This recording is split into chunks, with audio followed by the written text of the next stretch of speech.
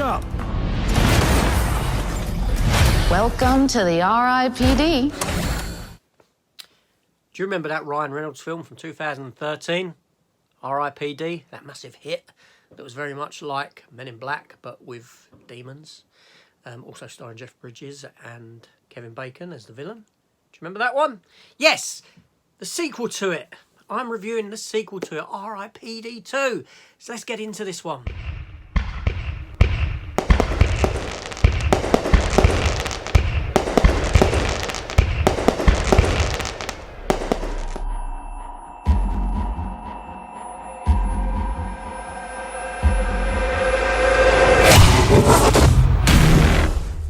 Tough day. Where am I? You're dead. This is a joke. Hilarious. Yes, it's been nearly 10 years since that first R.I.P.D. film, and you'd be forgiven for not remembering it whatsoever. It wasn't a good film, it wasn't a big hit. In fact, I believe it flopped. But here we are, 10 years later, with a sequel. No Ryan Reynolds in sight, no Jeff Bridges in sight, no Kevin Bacon in sight. In fact, this film actually is a prequel to that first film. Yeah, I mean, what can I say? This film here it runs for 1 hour and 42 minutes. It stars Jeffrey Donovan as Roy Pulsifer, who is the same character as what Jeff Bridges played in that original, the cowboy. He's one of those actors that he's got one of those faces you will know, you will have seen him, but you can't play him. Well, bounty hunters for rogue souls that escaped judgment. I got this. Our job is to find them and send them to where their ticket got punched. Hell, Roy. We send them to hell. And then we've got Penelope Mitchell as Gian. I believe I last saw her in something, and I can't remember what it is. My mind is drawing a blank with her as well. And you've got the main villain of the piece, character called Otis, played by Richard Brake, who again is one of these faces that pop up in things. The film's directed by Paul Leyden, written by Paul Leyden and Andrew Klein. Two names that when I look at over their IMDb, I don't know any of the stuff that they've done, pretty much. It's not a lot. So is this film any good? This film here is set in 1876. It is a full-on Western. And it kind of, it's kind of nice in that you get the origin of the Jeff Bridges character, so to speak. You see the death of him at the beginning. He's a sheriff in this town and he gets into a gunfight. And obviously he ends up dead. And then he gets taken to that R.I.P.D. place, that building, that place that's sort of between heaven, the land of the living and heaven, where he gets the opportunity to go back and fight for what's right, and sort of these demons that are crawling around Earth, he gets to sort of send them back to their demonic place. The actual film opens with a sort of mining dig. This geezer digging for gold, and he opens up this hole in the ground, all red glowy, and this demon enters him, and this is the main villain of the piece. So we see this Roy Pulsifer, we see his character go through his death, his return. He returns into the body of a young black woman living in Western times, and he's teamed up with this Leanne, this other woman, who has been dead for over 400 years. So she sort of came from a sort of medieval kind of era, judging by her dress and all this sort of a thing. And they have to go on this quest to stop demons overtaking Earth and all this sort of thing. And it's pretty much it. That's pretty much the story for this. But is this film any good? Is it any... What can I say? Come on, you know it's going to be a no. I knew it was going to be a no going into it. I knew it. I mean, the first film isn't good. This is actually based on a Dark Horse comic book, right? Many people probably didn't know that. It's based on a comic property of the same name, published by Dark Horse Comics some time ago. And I think the comic, don't quote me on this, is sort of in linking with the Hellboy comics. Again, I may be wrong. I've not really read I haven't read R.I.P.D. whatsoever. Quite ignorant in that sense.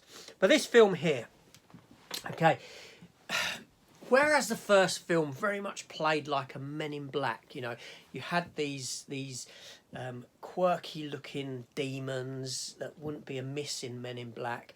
This film's got none of that. This film goes with the sort of human aesthetic, the dark black eyes, and smoke monsters, much like Supernatural or something like that.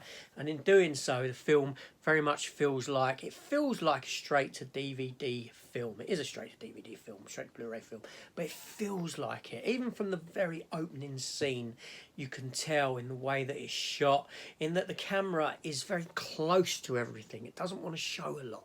Very close to what it's showing, like they've done a bit of set dressing just in a tiny space, but don't show anything else. That kind of thing. And the sets look very much sort of straight to DVD, or even I would say almost TV pilot like. And this is an issue that surrounds the entire film. I don't feel that we're watching an authentic Western. It's set in authentic Western times. When you get the train on scene in sort of on the scene in the sort of second scenes of the film, when we're introduced to Roy Pulsifer and his daughter and the bloke that she's marrying, all this sort of thing, it feels like one of them trains off of one of them you know, the historic places that keep these trains going and run them up and down tracks for visitors. It feels like that, very much like that, with a little set-built railway station. No authenticity to it whatsoever, and the whole film suffers with this. The main guy, Jeffrey Donovan, as Roy Pulsifer, I didn't mind him. I don't think he's a bad actor or anything like this. He's quite enjoyable to watch. That being said, it's the cast around him that aren't particularly great, and it's a boring film. It's a visually boring film. It's it's storytelling wise, it's a boring story, nothing that we haven't seen before, and there's nothing for the eye. The first film had this wit to it. It had this comedy element. It had the humour. This has dropped all of that and pretty much given you just a straight story, and it's a very bland story, and a story that's been told a million times before in these sorts of films. Now, the sound editing on this film is awful. It really is. I mean, so much so that, with the exception of maybe the primary two characters or three characters, I'm watching people speak, and it sounds like it's been dubbed. Yeah, I don't know if it's been dubbed by the actual actors themselves, dubbing in the studio after, or whether they've actually, in some cases, they've actually got other people to come in and do voiceover for these people. It just doesn't sound right. It doesn't feel right. It feels like I'm watching something that's dubbed for these characters, and it's pretty bad in that sense. So all in all, for a film that runs for 1 hour and 42 minutes, it does drag. It does nothing original whatsoever with the property, and it's one of those films that I could have easily switched off. However, I've dragged it out to the end. I've sat through it, and it's just a very mediocre, rubbish film. Even mediocre's giving it too much credit. It's not good at all. You know, if you're a fan of the first one, I doubt there's many of you, this is nothing like it whatsoever. It's cheap and nasty. I can't say nothing more about it. Anyway, that's my review for R.I.P.D.2, Rise of the Damned. One to avoid. This is AJ. See you on the next one. Take care all. Goodbye. Oh! That was unexpected.